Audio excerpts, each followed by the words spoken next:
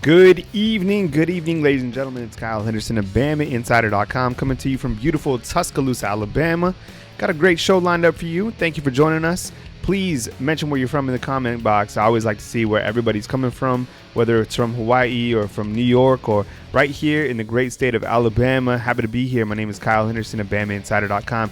Alabama will take on Missouri this coming weekend. Alabama 29.5 favorite over the Tigers. This will be their homecoming game. And as you saw, Dixieland Delight is back. Dixieland Delight will be played at Bryant-Denny Stadium for the first time in years. Pretty fired up about that.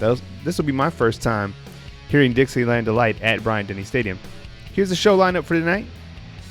As we usually do, we'll start out with the Nick Saban press conference, followed by offensive stats and defensive stats. We'll do a deep dive on Tua Tagovailoa. Right now, the leading Heisman Trophy candidate hasn't even thrown a pass in the fourth quarter, if you can believe that. We'll look at offensive grades from Pro Football Focus. We'll look at defensive grades from Pro Football Focus as well. And we'll take your calls at 205-686-3604. Open up the line in just a few minutes. And I want to hear your thoughts. I want to get your thoughts on this weekend's game. Alabama taking on Missouri. And I know everybody's really concerned about Tua Tagovailoa and his sprained knee. Nick Saban mentions Tua in his upcoming press conference, which we will play right now. How's everybody? Well, the first thing I'd like to say is our thoughts and prayers are out to all the people affected by, Hurricane Michael today, and I would encourage, we haven't had time to get it organized, but I would encourage everyone out there to help and support the people, the folks that are affected. It's a difficult situation to go through. We've been through a couple of them, and I'm sure there's a lot of people that could use a lot of support and help right now. Our players have worked hard this week to try to improve. I've been encouraged by, the effort that we've tried to practice with. This is a very good team that we're playing, presents lots of issues both sides of the ball in terms of the stunting and movements that they do up front on defense, and the multiples personnel-wise they give you on offense. And they got some very good players, and we're going to have to do everything we can to affect the quarterback and not allow him to have the kind of day. This team could be very easily be 5-0, so this will be a challenging game for us. But our players are trying to do things the right way so that we can get better as a team and get some of the things that obviously we need to work on to get better and try to solve some of the issues that are created by missing persons out there. The two guys that I know you'll ask about is Tua has taken every rep in practice. He does have a sprained knee. We did put a brace on him just to kind of protect him, but he's been able to do all the work in practice, so that's not an issue. Lester Cotton sprained his ankle. It's a mild ankle sprain. Hopefully he'll be able to get back to practice tomorrow, and we'll be fine. So I mentioned this on Monday that homecoming is a special time for a lot of people, a lot of alumni. A lot of people come back and renew old acquaintances and associations and memories from their times here, and a lot of those things are very special to them, and we always like to make Saturday a special day as well in terms of how we play and what we do. But the challenge is going to be for our players, not about playing at home. That's great. The spirit is great. The enthusiasm is beneficial, but it's how the players play in the game that's going to make the difference in the game. So we need to focus on that. Coach, we'll start up here with Charlie on the right. Sticking with injuries, do you have a timetable for how long the Trayvon will be out with his injury? It's going to be an extended period of time. What he has is going to take a while. I would be surprised if he'll be able to come back by the end of the season. Coach, we'll go on this left side with Michael. Or no, Steven's fine. We can go there now. What have you seen from Nigel Knott in practice this week? And just since he's been here, I know he had the knee injury when he first came in, but seems a lot healthier now. What have you seen from Nigel Knott? Well, Nigel's working hard, and I think he sees there may be some opportunity for him to play, and he's working hard. And make some good plays out there. He's gotten a little bigger and a little stronger, and I think that's benefited him tremendously. I think he has a little more confidence in knowing what to do now and how to do it. So he's certainly one of the guys that needs to step up for us. Coach, we'll stay here in the middle with Mike. All right, you can watch Nick Saban's full press conference on our YouTube channel. Thanks for joining us tonight. It's Kyle Henderson of BamaInsider.com. Thank you for joining us. Please put where you're from in the comment box. I always like to see where you guys are checking in from. As I mentioned on the show, I wanted to start out with the offensive stats for this team, and they're a 29.5-point favorite against Missouri, and it's going to be interesting to see if Tua Tagovailoa throws more than 20 passes. I mean, he hasn't thrown more than 15 passes in each of the last 2 games. He threw 8 passes, then he threw 15 passes. I think he actually threw 13 passes. We'll do a deep dive on Tua here in a little bit. But he just hasn't even thrown a pass in the fourth quarter. So here are the offensive stats right now, what you're looking at for Alabama going into Week 7 against Missouri. As you can see, Najee Harris leads the team in rushing yardage with 382 yards off 56 attempts. Damian Harris next on the team, 51 attempts, 361 yards. Brian Robinson, 40 carries, 178 yards, followed by Josh Jacobs, 147 yards. But Josh Jacobs actually has the most touchdowns through the running backs with 6 touchdowns on the season. Passing-wise, and we'll look at a deeper dive on Tua here in just a second. As you can see, Tua is 76 of 101 passing. That's a 75.2% average for 1,495 yards at 8 touchdowns and 0 interceptions, 249 yards a game. Jalen Hurts has a good efficiency rating, 196.55, 30 of 42, 453 yards and 5 touchdowns. Mac Jones with 124 yards passing and a touchdown. It was that 94-yard touchdown pass to Jalen Waddle that we saw a couple weeks ago. Jerry Jeudy leads the team in receiving, 23 receptions for 558 yards with 8 touchdowns. Henry Ruggs next in line. And our team writer, Tony Sakalas, has a great story on Henry Ruggs. He has 17 catches, 329 yards with 6 touchdowns. Devontae Smith, 17 receptions, 309 yards, and 2 touchdowns. I actually heard something interesting regarding Devontae Smith recently. I just dropped some nuggets. Nuggets are what we call insider nuggets, and you can check those out on BamaInsider.com. Those are for our premium subscribers. One of the nuggets was source close to the program told me this. Check this out. Wouldn't be surprised to see a player like Devontae Smith potentially get some reps on the defensive side. Yeah, I know. Remember, Saban did this in late August in case there was an emergency situation. Well, looks like we could be in an emergency situation now with Trayvon Diggs being out for the season. You also lost Daniel Wright.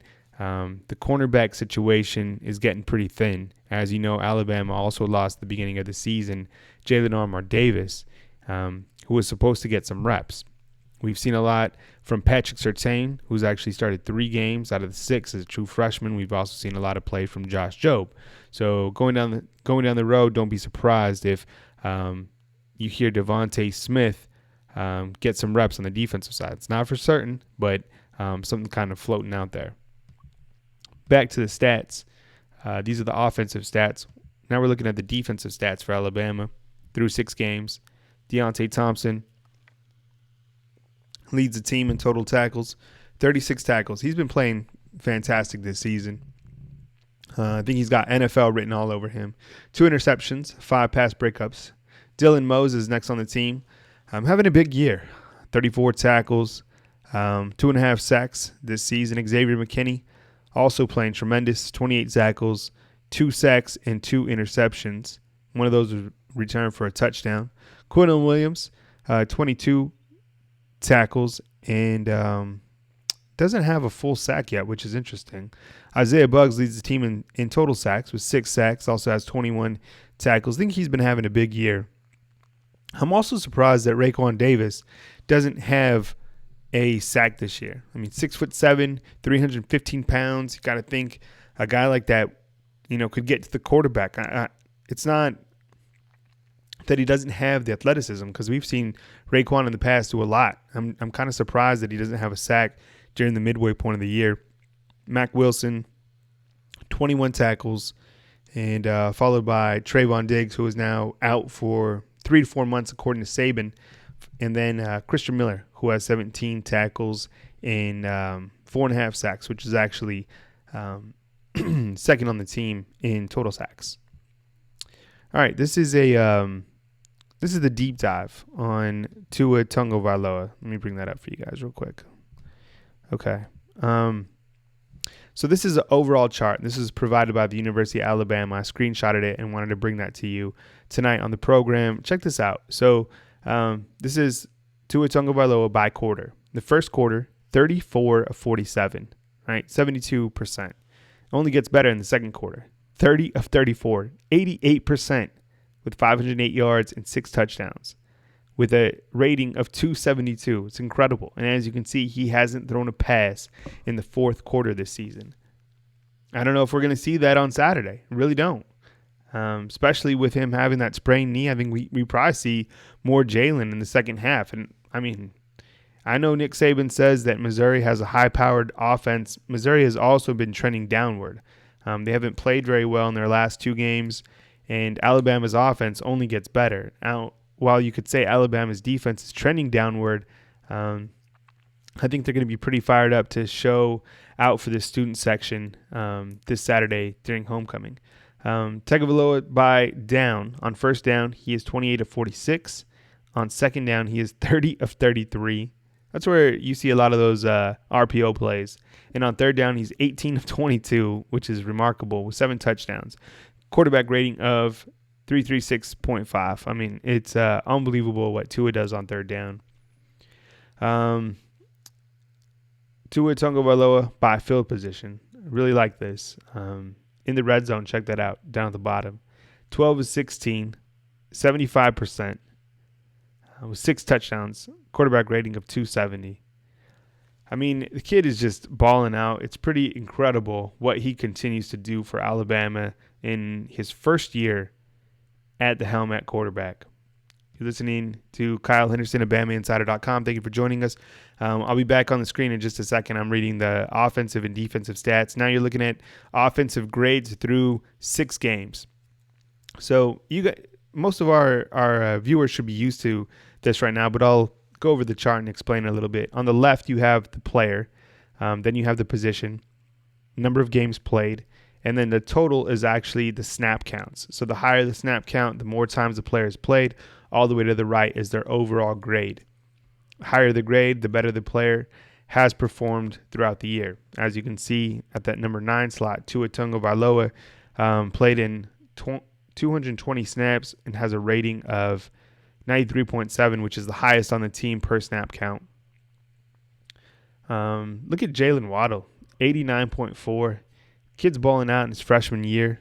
Irv Smith having a big year as well at the tight end position. Najee Harris having a great year as a sophomore. I'd really like to see him get some more carries. 89.1 average. Up at the top, you have Ross Piersbacher, 64.3. Lowest graded player is actually Hal Hentage, who's a tight end. Alex Leatherwood, we've seen his grade impress and improve week by week, followed by Jedrick Wills. Lester Cotton has a good grade as well, 75.4. Devontae Smith, 71.7. So, I think when you look at this, it speaks to where the strength of his team is, and that's Tua and, the players that he also has around him, because the linemen are very experienced. And then you combine that with heavy hitters like Jerry Jeudy, Jalen Waddle, Irv Smith, then the running backs as well, Najee Harris and Damian Harris. Damian Harris isn't too far behind Najee in terms of the grading. I don't think he's on the screen right here. These are the defensive grades for Alabama through 6 games. Again, player, position, number of games they played, total number of snaps. And then defense, as you can see, is their defensive grade. As I mentioned earlier in the program, Deontay Thompson balling out with a grade of 92.1. Quinton Williams actually leads the team, 94.5. What an extraordinary year for Quinton Williams. Every game, he's just bringing it, balling out. Xavier McKinney, another player who I thought has really exceeded my expectations personally. I think he's having a big year. Trayvon Diggs at 75.9. Really struggled last game, but now we know why. Kid was playing on a broken foot. My goodness. How about Patrick Surtain as a true freshman? Grade of 75.8. It's really incredible. And despite what we've seen from Raekwon Davis over the last couple weeks, still has a grade of 80.8, which is respectable. And you got to think NFL scouts are drilling over his size and what he can do on a football field. And I think a guy like Raekwon is still considered a first-round draft pick. I'd like to see more from him, but still has a grade of 80.8. Shaheem Carter, who's actually returned 2 interceptions for touchdowns, right at 77.8. So those are your grades, courtesy of Pro Football Focus, and something that we'd like to talk about on BamaInsider.com.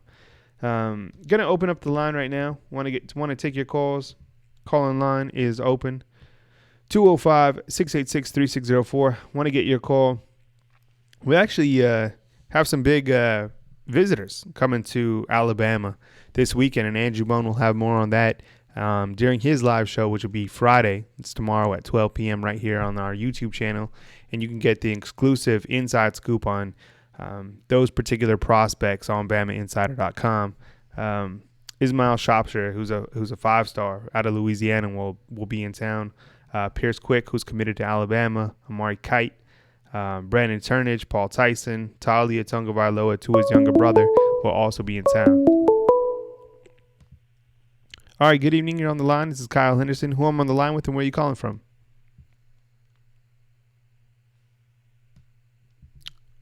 Hello? You there?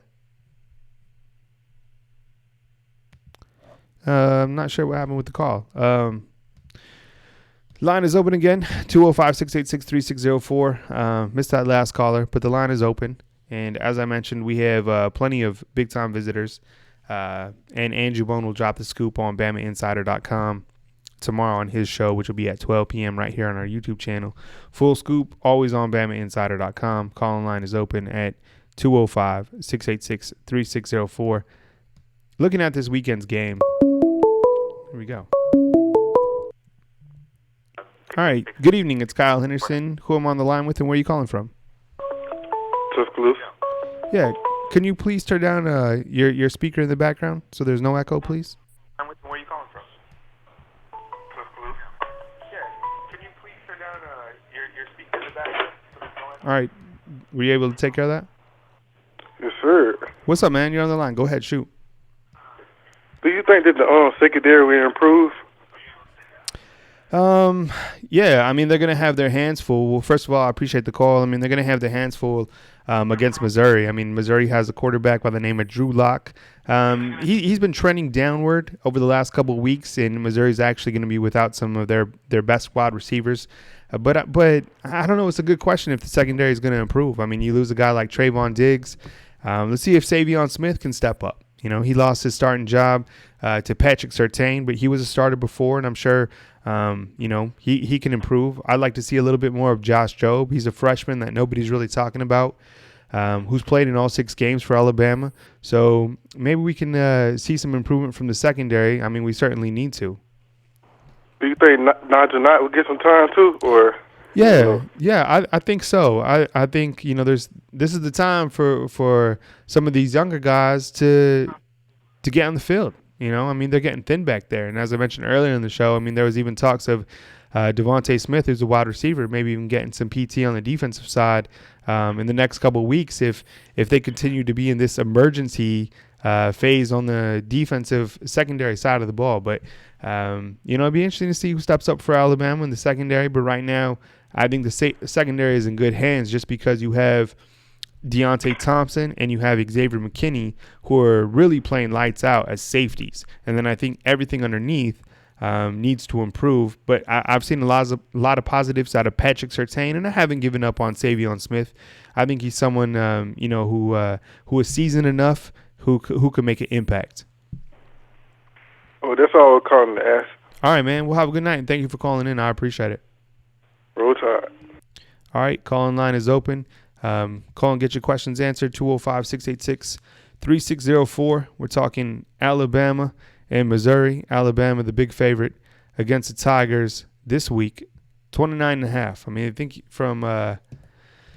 think you got to take that, right? I mean, at this point, you expect Alabama to cover every single spread just because of the dominance that they've shown this entire season. I wanted to read you a couple other key stats going into this weekend. Call-in line is open. If you want to call in, 205-686-3604.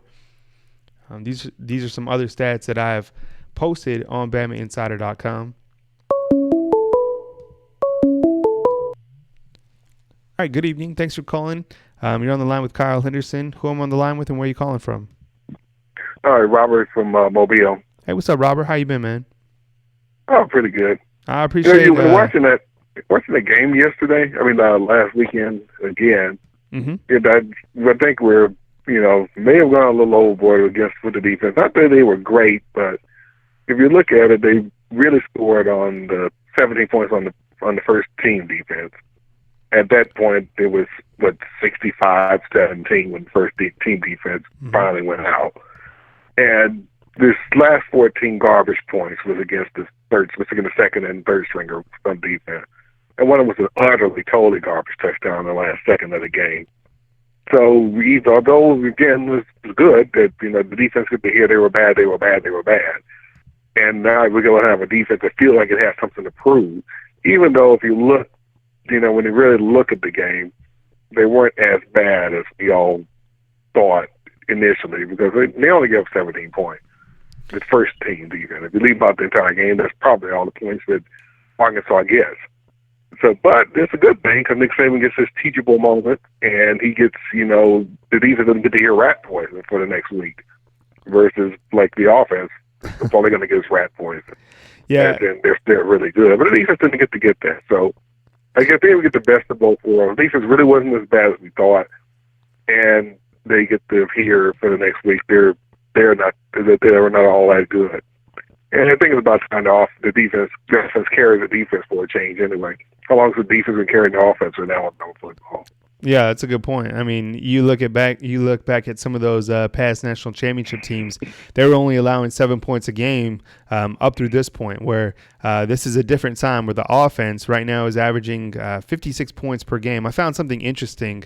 Did you know that 1995 Nebraska and 2013 Florida State, which are considered two of the greatest college football teams of all time, right? You have Jameis Winston, who led Florida State. You had Tommy Frazier, who led the Cornhuskers.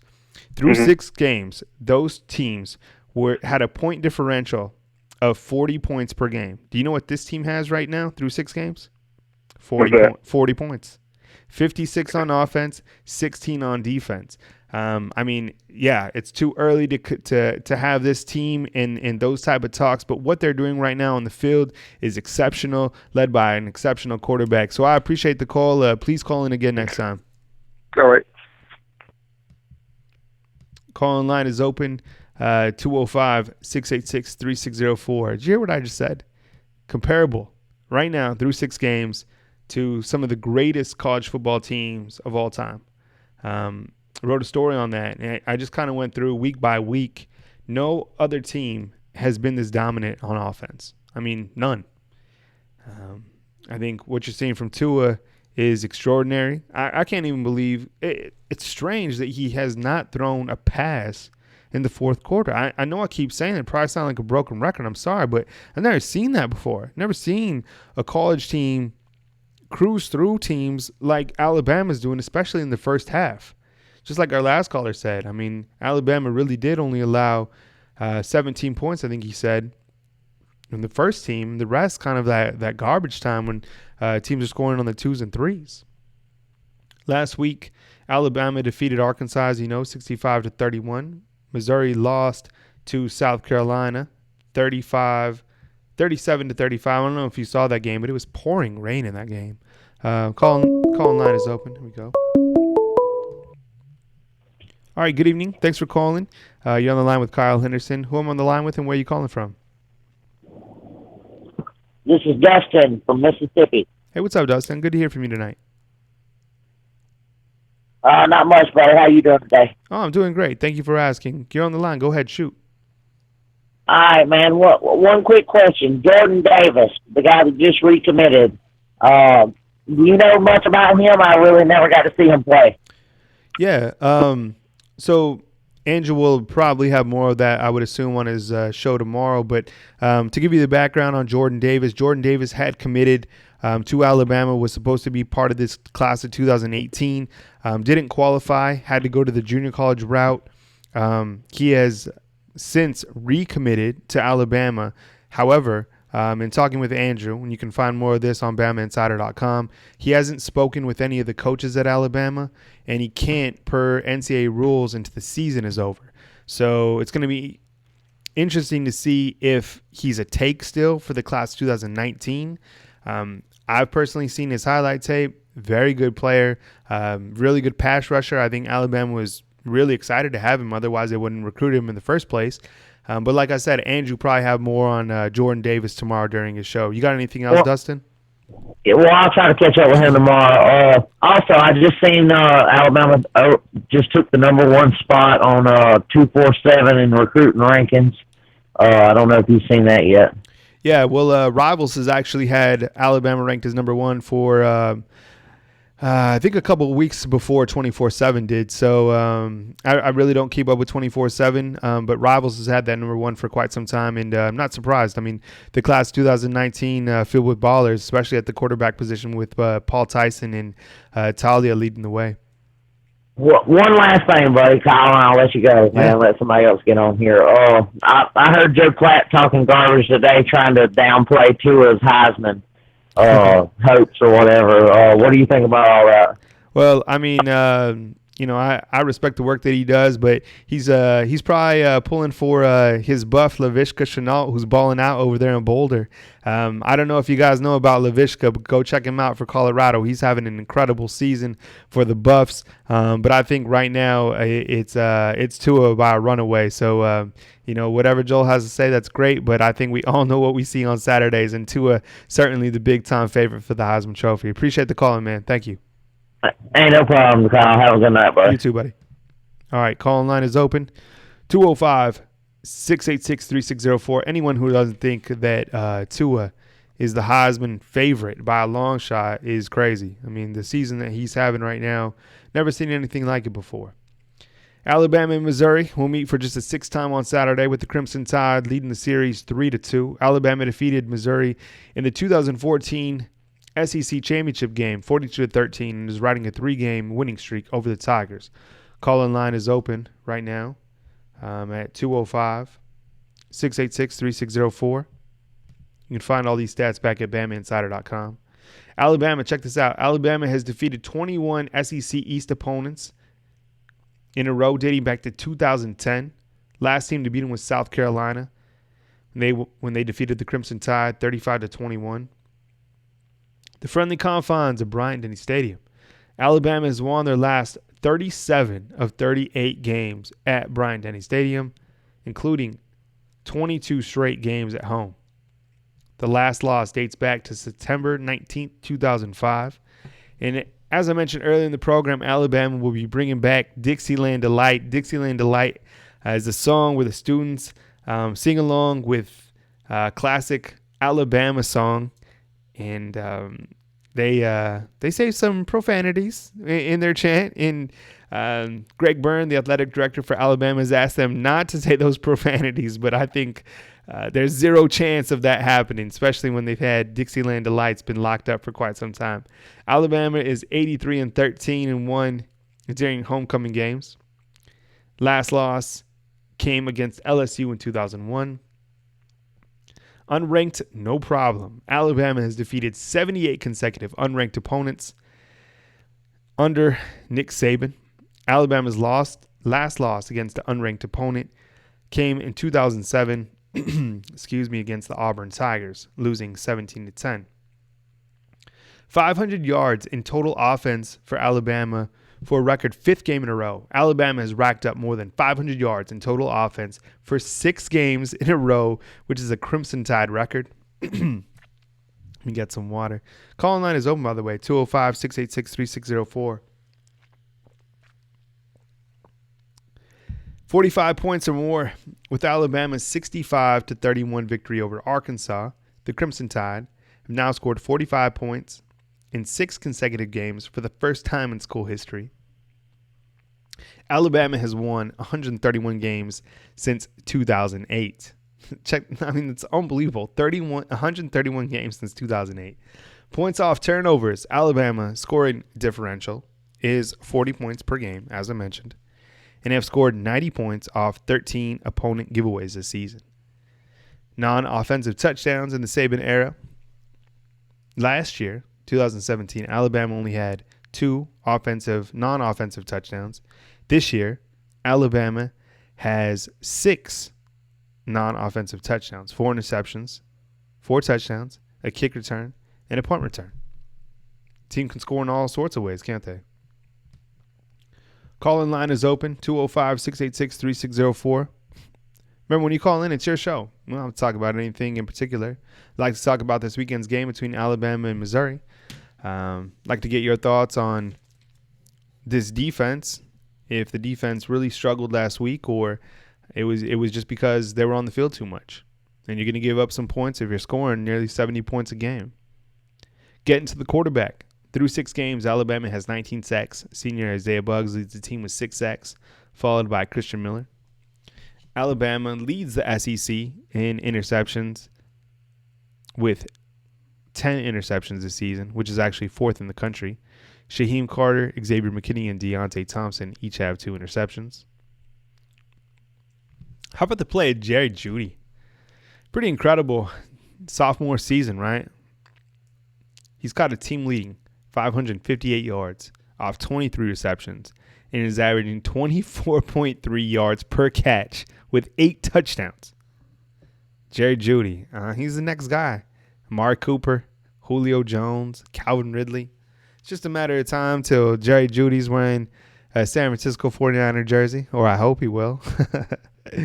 Yeah, he's the next big star of Alabama at the wide receiver position. This is amazing. Drives under a minute. 15 of the Crimson Tide scoring drives this season have lasted less than a minute, with 7 lasting less than a minute. I mean, this team scores, and they score quick. First half scoring. Important stat. Through 6 games, Alabama is outscoring the competition at the half 283-34. So really, when Alabama's ones are on the field through that first half, nobody's touching them. Alabama's played 13 true freshmen this season. Call-in line is open, by the way, 205-686-3604. True freshmen that have played: Yabi Anoma, Slade Bolden, Skylar DeLong, who's actually the team's starting punter. Jerome Ford has played in 4 games. Josh Jobe, who's played in all 6 games. Ali Cahoe, who's played in all 6 games. Cameron Latou, who's played in just 2. Jalen Moody, who's been doing a fantastic job, by the way, on special teams. He had that major block for Jalen Waddle a couple weeks ago. Patrick Surtain, now starter at the corner position, played in 6, started in 3. Jalen Waddle hasn't started a game, but he's certainly getting enough reps at the wide receiver position. Xavier Williams has played in 1 game. Stephon Wynn has played in 2. Emil Yikior, an offensive lineman, has played 1 game. Most career starts for Alabama going into this weekend. Ross Piercebaker, 48 starts, consecutive starts. Jonah Williams at the left tackle, 35 starts. Damian Harris, 32 starts. Lester Cotton with 24 starts. I think this next stat is pretty cool as well. Line is open, 205-686-3604. 12 Crimson Tide graduates this year. Isn't that incredible? These young men not only take care of it in the classroom, still do a lot on the field. I mean, if you know the college football scene, these guys live at the Malmore Complex. And to be able to take care of business and to be able to graduate, that's pretty incredible. So we have 12 graduates this year. Keaton Anderson, Josh Casher, Ronnie Clark, Johnny Dwight, Hell Hintage, Austin Jones, Derek Keefe, Christian Miller, Jamie Mosley, Richie Pettiton, Ross Piercebacher, and Deontay Thompson. Players of the week this last week for Alabama: Damian Harris, the running back position, ran for 111 yards. Jerry Jeudy, Tua Tagovailoa. On defense, Deontay Thompson and Quentin Williams. No surprise there. And on special teams, Jalen Moody, as I mentioned, having a big year. All right, well, The lines are open if you guys want to call 205-686-3604. Otherwise, you guys can sign me off early, and I'll catch you guys next time. I'll catch you guys on Sunday. I mean, you guys know what's up. Alabama's a big favorite, right? I mean, what else is there to say, I guess? 29.5-point favorite. As I always do towards the end of the show, I'd like to thank our members of the United States military, past or present. And we're very grateful for what you do. We live in a great country, and it's a big honor. And I know it's a big sacrifice from your family to be away from your home, protecting our family. So thank you so much, and a civilian salute from our staff to yours. Be good people out there. Make good choices. Be nice to people. And I will catch you next time on the BamaInsider.com live stream. Next show will be Sunday at 8:30. Thank you so much to Mitch in Hawaii for sending me these lei. I actually got some cool stuff coming up from Hawaii. Actually, I want you guys to check out the Hungry Hawaiian. Got some good snacks, and hopefully when my next shipment of snacks get in from the Hungry Hawaiian, I can show you live on the show. I got some fish jerky coming in, and some macadamia cookies, which I'm thrilled about. So the good people in Hawaii taking care of us down here in Tuscaloosa. Have a good night, everyone, and I will talk to you soon next time on the BamaInsider.com live stream. All our coverage back at BamaInsider.com. You can email me at Kyle@BamaInsider.com for all your customer service related questions. Have a good night, and I'll talk to you soon.